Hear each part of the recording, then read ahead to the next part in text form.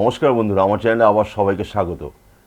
Last এপিসোডে আমার caption ছিল কি, clear concept is equal to optimum output.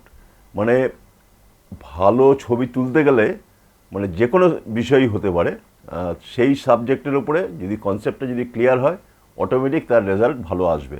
এটাই আমার সাবজেক্ট ছিল, আপনারা দেখেছেন, ভালো সাড়া পেয়েছি। তো আজকে সেই ওই থিমের উপরেই, মানে কনসেপ্ট যদি ক্লিয়ার হয়, মানে আমার এত বছরের জার্নি ফটোগ্রাফির, তো সেই মোটামুটি আমি নিজেকে একটুখানি বলতে পারি যে আমার কিছুটা হলো কনসেপ্ট আমার ক্লিয়ার হয়েছে, কিন্তু আমি পুরো বলতে পারি না যে আমার পুরো কনসেপ্ট ক্লিয়ার হয়েছে। মানে তার শেখার তো শেষ নেই। তো আমি এখনও শিখছি, বলি আমি সবসময়, শেখার কোনো শেষ নেই। তো এখনও শিখছি নতুন নতুন বিষয় নিয়ে।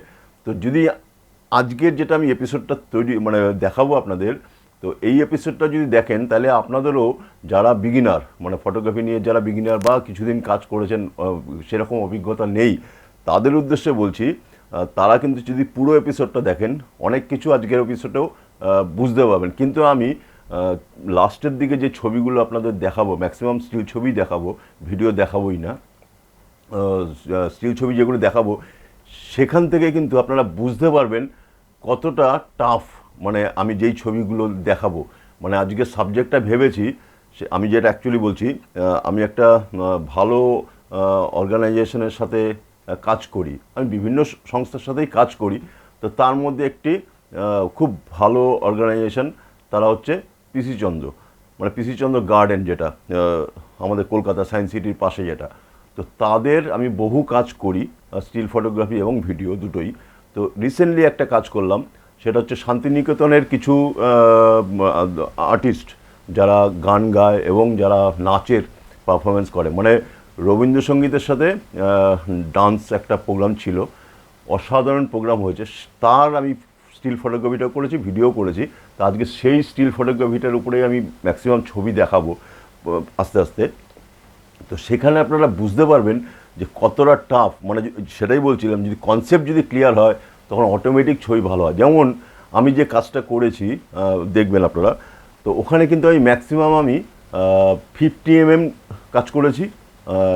আর হচ্ছে এই লেন্সটা, এই যে লেন্সটা দেখছেন, এটা হচ্ছে আমার একটা প্রিয় লেন্স, 80-200 2.8। এটার রেজাল্ট মারাত্মক রেজাল্ট। আমার বহু এপিসোডে আপনারা দেখেছেন এই লেন্সের। আর যাদের কাছে ধরুন এর থেকেও টেলি যেটা আছে, মানে যে 500, এবার 500 বা 600 যে টেলি যেটা থাকে, মানে 200 বা 300 থেকে, সেটা কিন্তু 2.8 সবার কাছে কিন্তু নেই। মানে 2.8 ওই লেন্সটা যদি কিনতে যান প্রচুর দাম, তো সেটা সবার পক্ষে সম্ভবই না ওটা। এবং যাদের কাছে হয়তো আছে 500 বা 600, সেক্ষেত্রে কিন্তু অ্যাপারচার ম্যাক্সিমাম 4 পাবেন, তো আমার যেটা ধারণা। তো 80-200 লেন্সে কিন্তু একটা স্টেজ পারফরমেন্স, ডান্সের প্রোগ্রাম অনায়াসে ভালোভাবে কাজ করা যায়, যদি এই লেন্সটা যদি যার কাছে আছে তারা নিশ্চয়ই জানেন। আর যাদের কাছে নেই, যদি হায়ার করেও আপনারা ছবি তোলেন, মানে ধরুন আপনি একটা কোনো কাজ পেলেন, তখন যদি লেন্স একটা হায়ার করে যদি আপনি তুলতে পারেন, তার রেজাল্ট কিন্তু মারাত্মক আসবে, যেটা আপনি এখন এর পরেগুলো দেখবেন। এইবার আমি কতগুলো বলি। ধরুন এই লেন্সটা আমি যখন ছবি তুলেছি, আমি নিকন D600 মানে ক্যামেরাটা ইউজ করেছি। আমি কিন্তু ওখানে আপনার ছবিগুলোতে দেখবেন শাটার স্পিড ম্যাক্সিমাম 350 আর 250 এর মধ্যে আমি রেখেছি। আর আইএসও আমি কনস্ট্যান্ট 800 রেখেছি। এবার 800 আইএসওতে ভালোই ছবি আসবে, কোনো গ্রেনসও আসবে না বা লো লাইটও হওয়ার কোনো চান্স নেই, আমার যেটা কাজ করতে গিয়ে আমার যেটা অভিজ্ঞতা হয়েছে। আর এই যে আমি যেই কাজটা করেছি, সেখানে লাইটটা একটা ফ্ল্যাট লাইট ছিল, মানে ওভারঅল একটা কনস্ট্যান্ট একটা লাইট ছিল। কোনো নাচের যে পারফরমেন্স হয়েছে তার মধ্যে তো অনেক সময় কী হয়, লাইটিং, যে লাইট অপারেটিং করে তার লাইটিংয়ের একটা কাজ থাকে, কিন্তু এখানে যেটা হচ্ছে ফিক্সড লাইট, মানে দুপাশ দিয়ে দুটো লাইট দিয়ে দিয়েছে, মানে একটা কী বলবো, কি ফ্ল্যাট, যেটা ফ্ল্যাট লাইট বলে, সেই ফ্ল্যাট লাইট, কোনো ব্যাক লাইটও নেই, কি লাইটও নেই, কিচ্ছুই নেই। তো ওরকম একটা পজিশন স্টেজ প্রোগ্রাম। কারণ কি, প্রোগ্রামটা মানে হলের একটা ছোট হলের মধ্যে হয়েছে, তো যার ফলে ওখানে লাইট লাগাবার মতন প্রভিশনও নেই, তো যার ফলে ওরকম লাইটই করতে হয়েছে। কিন্তু এর আগে একটা এপিসোড আমি করেছিলাম, যেটা ওই ডান্সের ওপরেই, সেখানে কিন্তু লাইটের ওরা প্রচণ্ড লাইট নিয়ে খেলেছিল, এবং লাইট নিয়ে যখনই একটা লাইটিং যখন ভালো হয় তার ছবির কোয়ালিটিও ভালো হয়। তাতে আমি আর যেটা এই লাস্ট যে কাজটা করলাম তাতে আমার যেটা মানে কী হয়, কোনো একটা ভালো প্রোগ্রামে যখন যাবেন আপনি কাজ করতে, তখন একটি 1 ঘন্টা আগে বা 1.5 ঘন্টা আগে যদি যান, তখন আপনি ব্যাপারটা বুঝে যাবেন যে আমার লাইটের কন্ডিশন কি, লাইট কি অপারেট হবে কি হবে না, সব কিছুই আপনি বুঝে যাবেন। তাই আমি সবসময় চেষ্টা করি একটু আগে যাওয়ার, মানে প্রোগ্রাম যখনই শুরু হবে তার আগে 1 ঘন্টা 1.5 ঘন্টা আগে যাওয়ার, যাতে আমি বুঝতে পারি। তো আমি যখনই বুঝলাম যে আমার লাইট ফিক্স এবং লাইটটা মানে সেরকম ব্রাইট লাইটও নয়, একটা ওভারঅল একটা লাইট, তখন আমি নিজের থেকেই স্থির করলাম যে আমি 800 যদি আইএসও নেই তাহলে আমার কাজ চলে যাবে। তো এইগুলোই হচ্ছে কনসেপ্ট যদি ক্লিয়ার হয়, আমি যেটা বলতে চাইছি, কনসেপ্ট যদি ক্লিয়ার হয় অটোমেটিক দেবেন কাজ করার সময় কোনো অসুবিধা হবে না। আর আমি যেটা বললাম শাটার স্পিডটা, হাই শাটার স্পিডে কিন্তু আমি কাজ করিনি। ডান্সের প্রোগ্রামে কি হয়, হাই শাটার স্পিডে কাজ করতে গেলে সুবিধা হয়, মানে কি হয়, মোশন থাকে তো প্রচণ্ড, মানে ডান্সের বিভিন্ন এক একটা ডান্সে এক এক রকম মানে কোরিওগ্রাফি হয়, তো তার মধ্যে মোশন প্রচুর থাকে। সেই মোশনটা যদি আপনি ক্যাপচার করতে পারেন সেক্ষেত্রে আপনাকে মানে দুরকম হতে পারে, একটা হাই স্পিডেও কাজ করলেন, আবার একটু স্লো শাটার স্পিডে যদি কাজ করেন, স্লো শাটার স্পিডে যখন কাজ করবেন তখন একটা মোশনের এফেক্টটা আপনি পাবেন, আর হাই স্পিড যখন কাজ করবেন তখন একদম পারফেক্ট যেন ফোকাস, এরকম একটা ব্যাপার, সেই ব্যাপারটাও কাজ হয়। এবং টোটাল ছবিগুলো যখন দেখবেন, আমি কিন্তু যেটা বললাম 250 আর 350 এর মধ্যেই শাটার স্পিডটা রেখেছি। এইবার মানে যখন আমি ওখানে তো জায়গার যেহেতু ছোটো, অডিয়েন্সও প্রচুর, ভর্তি অডিয়েন্স, সেক্ষেত্রে এই লেন্সটা আমার খুব কাজে লেগেছে। আর যেটা আমার একটা জায়গার মধ্যে আমি দাঁড়িয়েছি, এবং আমি যখন ধরুন স্টেজ থেকে যখন আমি ধরুন 6 ফিট বা 7 ফিট আমি যখন দূরত্ব, তখন আমার শাটার স্পিডটা ছিল 350 এরকম। আর যেই একটু আমি দূরে আসি, মানে একটু ওয়াইডে যখন আমি ছবিটা নেব, তখন তো যেহেতু ডিস্টেন্স বেশি হয়ে গেলে তখন তো আমার লাইটটাকে বুস্ট করতে হবে, তখন আমি ওই লাইটটা তো আর পাবো না। তো ওই লাইটটা যখন বুস্ট করতে হবে, মানে আমি পুরোটাই কিন্তু বাউন্সে কাজ করেছি, আমার ক্যামেরার মধ্যে ফ্ল্যাশ লাগিয়ে বাউন্সে কাজ করেছি, তখন ওখানে লাইট মানে আলাদা করে ট্রিগার লাগিয়ে সম্ভব না। তো আমি যার ফলে আমি বাউন্সে পুরো কাজ করেছি। এবং যখন আমি স্টেজের কাছে ছিলাম, মোটামুটি ধরুন 8 ফিট 9 ফিট দূরে, তখন আমার শাটার স্পিড কী ছিল 350। এবার আর যখনই আমি একটু ডিস্টেন্সে চলে যাচ্ছি, মানে লাইটটা তখন কমে যাবে, তখন আমাকে শাটার স্পিডটা 250 রেখেছি আমি।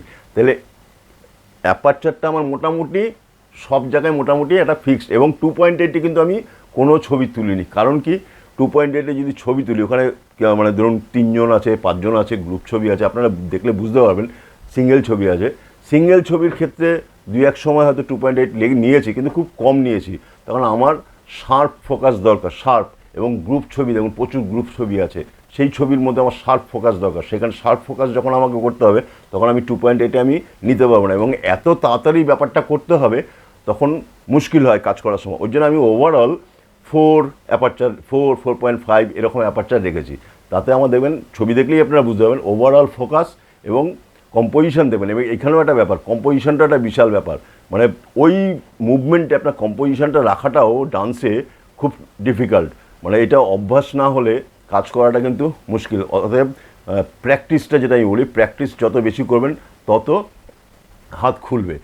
আর যেটা আমি টোটাল খেলেছি ম্যাক্সিমাম শাটার স্পিডের মধ্যে, অ্যাপারচারটা আমার মোটামুটি ফিক্স রেখে দিয়েছি। মানে ওভারঅল লাইট তো আমি জানি আমার লাইট একই থাকবে। তো এই হচ্ছে বুদ্ধি, মানে অভিজ্ঞতা যখন হবে তখন আপনি এই ব্যাপারটা বুঝতে পারবেন যে আমি বুঝতে পারছি আমার লাইটটা ফিক্সড, মানে এখানে চেঞ্জ হওয়ার কোনো জায়গাই নেই। তখন আমি অ্যাপারচারটা নিয়ে অ্যাপারচারটা ফিক্সড রেখে দিলাম, মানে আমার মোটামুটি অল থ্রু অ্যাপারচারটা সেম থাকবে। আমি খেলবোটা কি দিয়ে, শাটার স্পিড দিয়ে। শাটার স্পিড দিয়ে আমি খেলে লাইটটা কম বেশি আমি করে নেব, মানে যদি ডিস্টেন্সে হয় কম বা বেশি আপনার করতে হবে। এবার ছবিগুলো দেখাই, ছবিটা টোটালটা দেখুন, তাহলে আপনারা বুঝতে পারবেন কম্পোজিশন এবং অ্যাপারচার ফোকাস বা কতটা টাফ ওই মুভমেন্টে ছবি নেওয়া, ছবিগুলো দেখলে বলে বুঝতে পারবেন।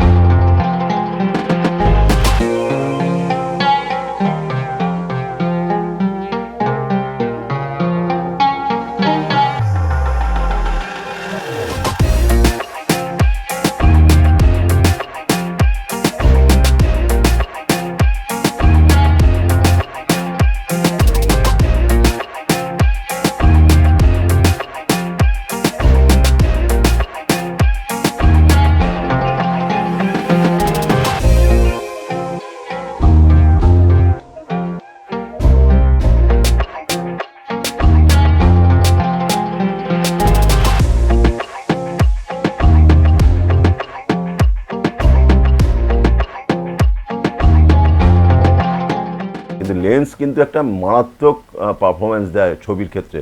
তো লেন্স যদি ভালো হয় ছবি অটোমেটিক ভালো হবে, তার সাথে এবার আপনার নিজের দক্ষতাটা তো আপনাকে দেখাতেই হবে। এবং কম্পোজিশনটাও দেবেন, আপনি ছবিগুলো যখন দেখবেন কম্পোজিশন কত মারাত্মক, মানে ব্যাকগ্রাউন্ডে কী রেখেছি, মানে যারা প্রোগ্রাম করছে তাদের ব্যাকগ্রাউন্ডের লেখাটা হাইলাইট করতে হচ্ছে আমাকে, মানে ওদের ছবিটা যেন আসে। মানে কী হয়, ভালো অর্গানাইজেশনের সঙ্গে যখন কাজ করবেন তাদের প্রত্যেকটা ছবি আপনাকে দিতে হবে, সবসময় চোখ কান খোলা রাখতে হবে, এবং তাদের ডিসপ্লে, তারা যেটা ডিসপ্লে করেছে সেটা যেন হাইলাইটও থাকে, মানে ডিফোকাস থাক, মানে যখন সামনে যখন নাচছে সে তো ফোকাস হবে, ব্যাকগ্রাউন্ডে ডিফোকাস হবেই, কিন্তু ডিফোকাস থাক, কিন্তু তার ব্যানারটা যেন ঠিকঠাক আসে, তারা কিন্তু এইগুলো দেখে। শুধু আপনি তার একটা বিগ ক্লোজ আপ নিয়ে নিলেন, সেটা দুই একটা ছবি হতেই পারে, দুই একটা বিগ ক্লোজ আপ নিলেন, কিন্তু আপনার ওদের যে যার জন্য প্রোগ্রামটা করা সেটাকে হাইলাইট করলেন না, সেখানে কিন্তু আপনার মুশকিল হয়। তখন কিন্তু পার্টি আপনার থেকে ছবি নেবে না বা পরে কাজ আপনাকে দেবে না, যে আপনার অভিজ্ঞতাই নেই এইসব কাজ করার। অর্থাৎ ডান্সের বা যে কোনো প্রোগ্রাম, ডান্সের ক্ষেত্রে তো খুব চাপ, মানে সবসময় আপনাকে মানে কি চোখটার মধ্যে হাত রেখে হাত ব্যথা হয়ে যাবে, এই লেন্স নিয়ে আর এই বডি নিয়ে আর ফ্ল্যাশ যখন লাগাবেন হাত ব্যথা হয়ে যাবে। তো এটা প্র্যাকটিস করলে পরে তখন আর ওই মনে হবে না, তখন মনে হবে কী এটা হালকাই লাগছে, কিন্তু প্রথম একটু কষ্ট হবে। কেমন লাগলো ছবিগুলো? নিশ্চয়ই ভালো লেগেছে। যদি ভালো লেগে তাহলে আমি আশা করবো যে এতক্ষণে আপনারা লাইকটা করে দিয়েছেন বা কমেন্টস করে আমাকে জানিয়েছেন অলরেডি।